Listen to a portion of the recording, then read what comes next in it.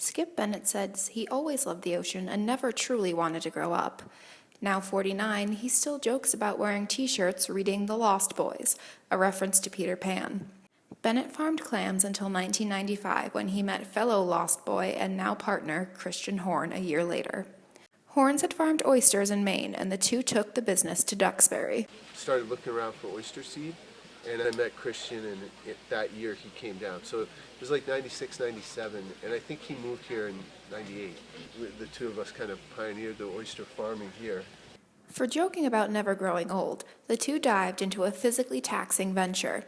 They own Island Creek Oysters, which operates out of Duxbury, Massachusetts. However, the two are not fishing for the shellfish, they're breeding them. A lab in Connecticut sends strains of algae that are good nutrient quality for oyster aquaculture. Bennett and fellow workers then pick whichever species they believe will work best for their oysters. Andy McNamara joined the team to do office work and event coordination. The environmental studies major is now well-versed in the tanks and procedures the business depends on. This room has to run in order for the rest of this operation to happen.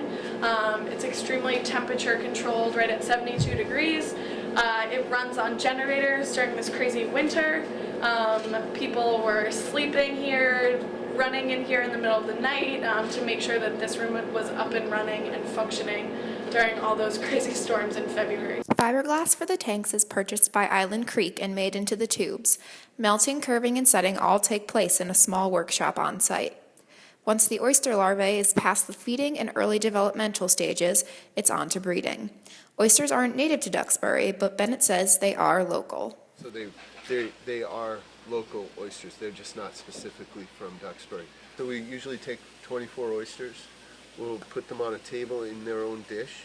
We raise them, lower the water temperature, and so that we can isolate all the eggs and all the sperm. Then we mix all the eggs together, mix all the sperm together, and use a little bit of the sperm to fertilize all the eggs so that we know we get a really good cross-representation of all the animals. This method, called hypervigor, increases the growth and survival rate of the oysters through crossing lines.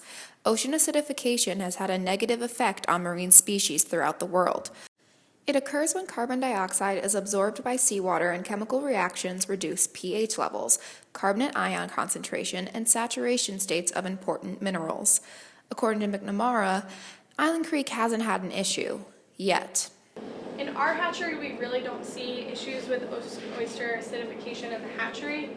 Obviously pH is always changing and based on sunlight and weather and temperature and tides. So we don't see a lot of issues in here per se. It's really just the larvae, and those conditions changing. Everything is super controlled in here to an extent.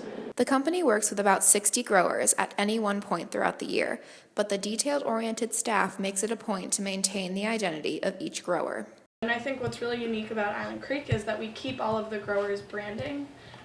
So we sell our oysters as the Island Creeks, and then one guy in Barnstable, we sell his oysters, he calls them moon shoals. As tides continue to shift with climate changes, aquaculture on the northeastern coastline could become affected.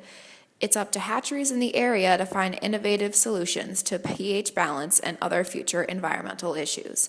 In Duxbury, I'm Samantha Manns.